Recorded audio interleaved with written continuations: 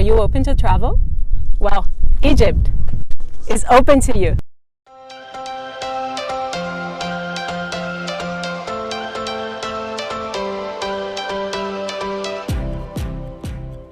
Have you been to Egypt yet? Whether you have or not, listen to me. Now is the time to come. If you've been waiting for borders to reopen to travel again, here is the destination that offers the world's most extensive collection of archaeological wonders with plenty of opportunities for social distancing, well-controlled pandemic figures, and great value even on luxury experiences. In this video, I will share with you our experience of 7 days in Egypt, starting in Luxor, followed by Aswan and Abu Simbel, and finally ending in Cairo, the home of the pyramids. And with that out of the way, let's begin our journey.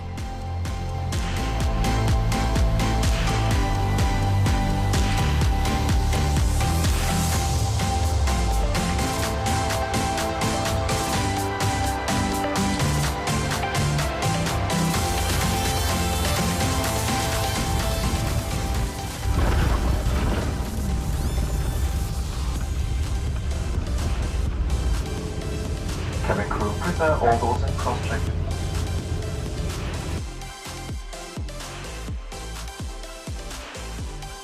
We got our visa and we're ready to go. And for those of you asking, the visa cost is $25.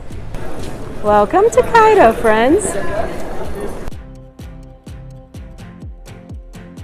After landing in Cairo and going through the COVID-19 and visa formalities, we went straight to Ramses station to catch our overnight train to Luxor.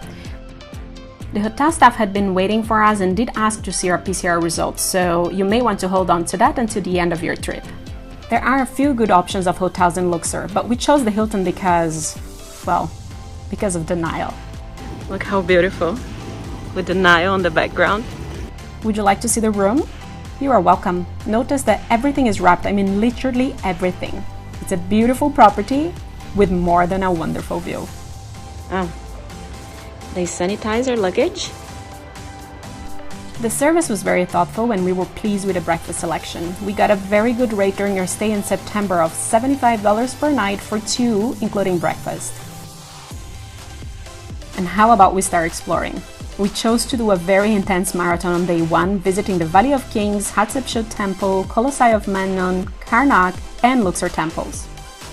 And we have arrived at the Valley of the Kings. Wait, I'll show you outside, but this is a little route of all the tombs and the mummies, I guess, that are in this place. Let's check. We started with the tomb of Ramses IV, who was the third pharaoh of the 20th dynasty. The tomb is about 90 meters long, and while people say it's simplistic, I was already very impressed. And look where we're headed now. Check this out. And the doggies are ready for another one. And what I think is really fascinating is that the discovery of Tutankhamun's grave was so recent, just in the 1920s. And he's dead since 3,000 years. And this is why you need to come now. Look at this, how crowded. And look at that. It's just us and Mike and Elise. Let's go. And here we are, the mummy of Tutankhamun.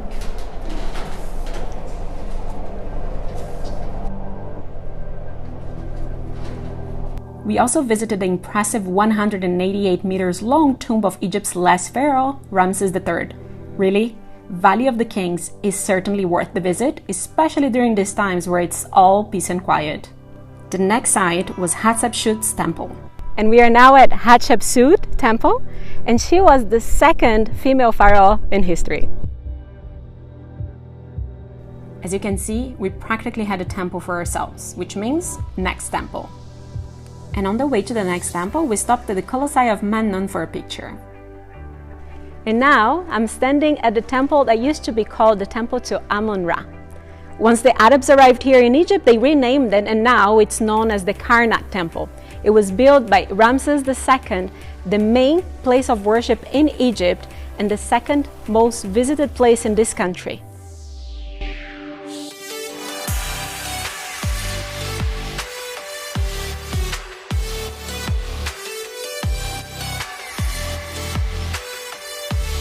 And it's evening here in Luxor already, and we're visiting our last temple for the day, which is the Temple of Luxor. Look at the Sphinx behind me. And now let me show you the temple actually. Part of it was built under the kingdom of Tutankhamun. And in fact, when the Romans occupied, even became a place of worship for Christians. And until this day, it continues to be a place of worship. And if social distancing is what you're looking for, Egypt is your place. It sure was a long day, and we were very happy to arrive at a beautiful hotel for sunset. On the following day, we had to sleep in. We hired a taxi early in the afternoon and hit the road toward Aswan. We went by car so we could stop in 2 interesting temples on the way. And our first stop in this journey between Luxor and Aswan is Edfu, and we are here at a temple that was built to honor the god Horus. He was the son of great god Osiris and Isis.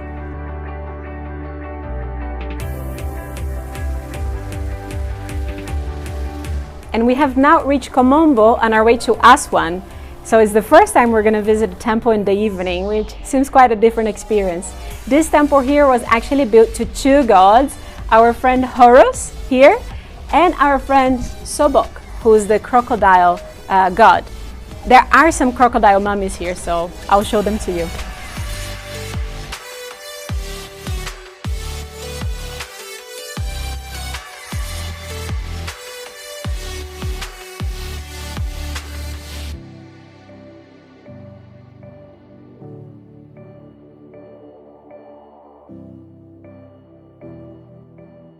We reached Aswan in the evening to a wonderful surprise. We had not done much research on the hotel and we were wowed by the experience from the time we set foot at the property.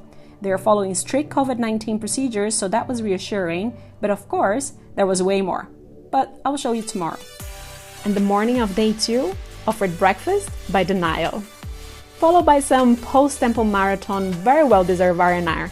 Yes, this hotel was beautiful and we were in the Nile.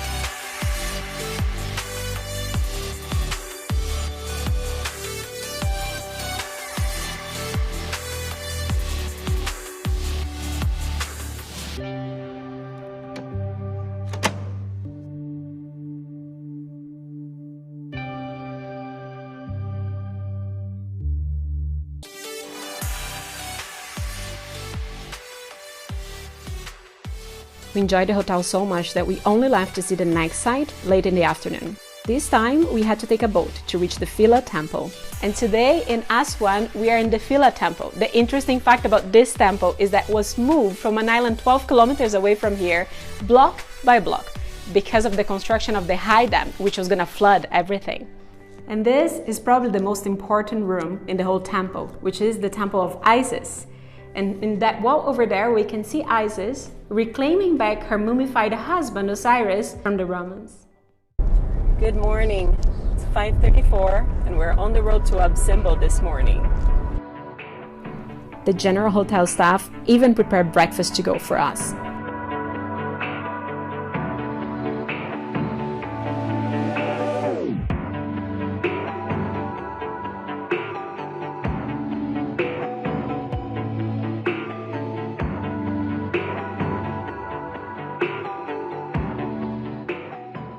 Have arrived to the Abu Simbel temple, likely one of the most impressive temples here in Egypt. It was built by Ramses II to honor his battles and also his wife. By the time it was discovered, this temple was actually covered in sand.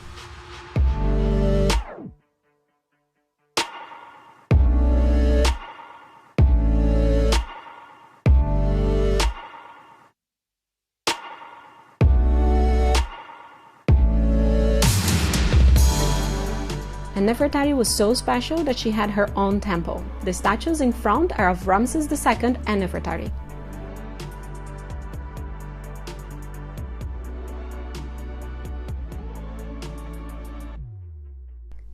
And it's time to get back to Aswan because we leave to Cairo still this evening. I forgot to mention before, but as you drive on taxis across cities, they must provide your passport details to the police, and they continue to check through various checkpoints throughout the journey to ensure the safety of the tourists.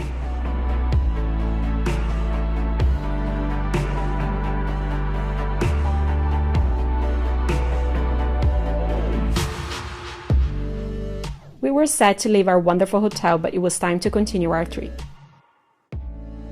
Home for the next 12 hours.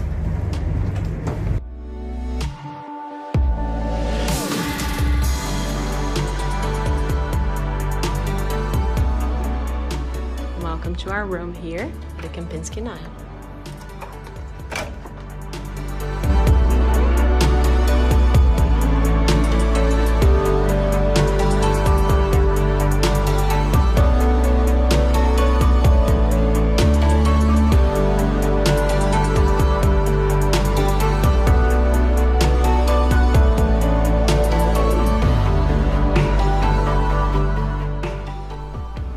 On that same morning of our arrival to Cairo, we went straight to do our PCR test for the flight back.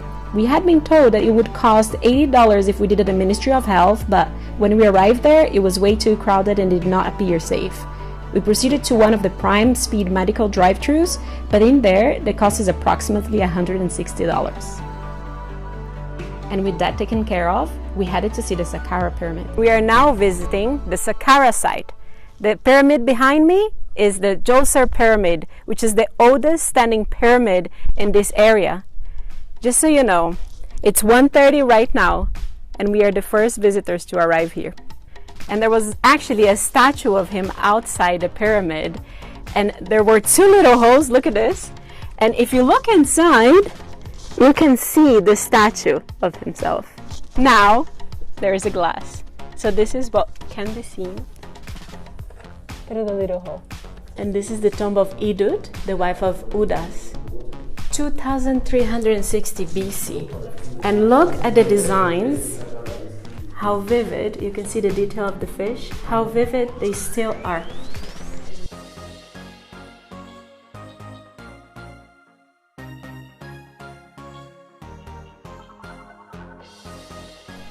And if in Upper Egypt we had an overdose of temples, in Cairo, the show belongs to the pyramid. Well, this is the Red Pyramid. For some reason, not as popular as the Giza, but equally impressive.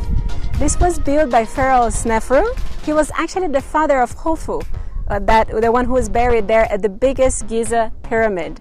It's made in red sandstone, and it was the first pyramid that was actually completely smooth. Well, it is a bit of a climb, so let's just hope it's worth it. The first journey into this pyramid is actually downwards 65 meters. Well, let's get climbing. Why not?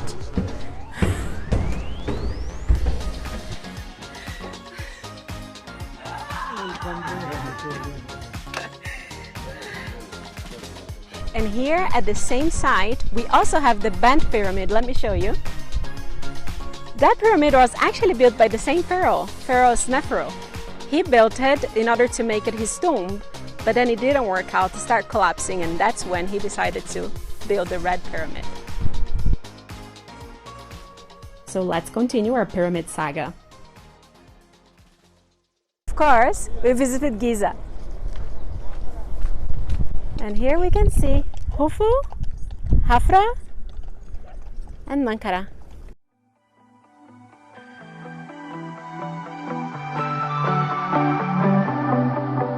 There are stains on your photo, little cracks on your rusty frame, stuck in the mud, oh, but it's okay. I don't have the pieces of your home, buried in the flashbacks. All these wicked nightmares have gone cold.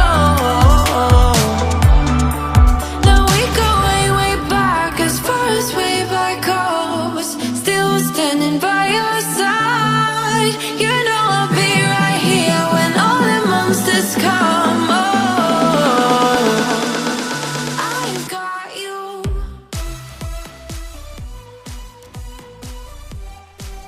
So after an intense day of pyramids chasing, we headed to the best views for a Cairo sundowner. Be more perfect. Shapes in millenniums, but you're okay. I don't have the pieces of your home, buried in the With pre-drinks on order, it's time to head to a very local experience. We were recommended a restaurant in the middle of the Cairo local market. Now we go way, way back, as far as way back goes. Still standing by your side. You know I'll be right here when all the monsters So I have chosen a lamb shank with feta, some tomato sauce, as well as some falafel.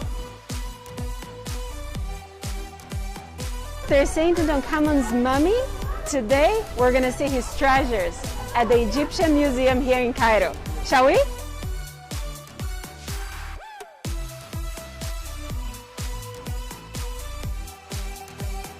As we walk around here, we see a lot of empty displays.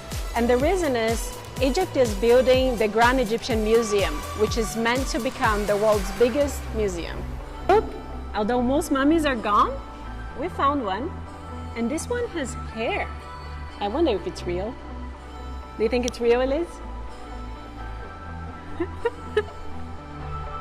Now we go way, way back, as far as way back goes. Still standing by your side. You know I'll be right here when all the monsters come. Here's the room where the coffins of Tutankhamun are, but unfortunately, I cannot take you inside. You gotta come and see for yourself.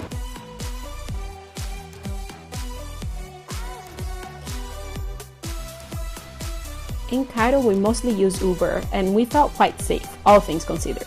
Next stop, Cairo's citadel of Salahaddin.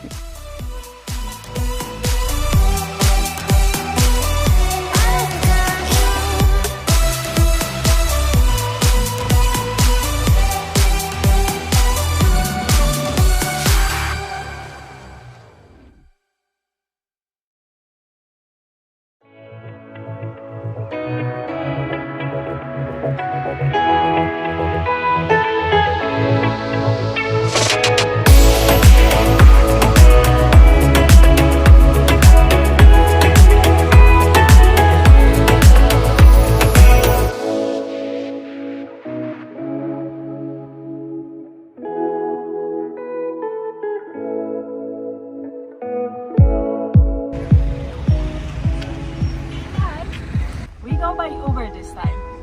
Say hi. Hi. Sunset by the Nile.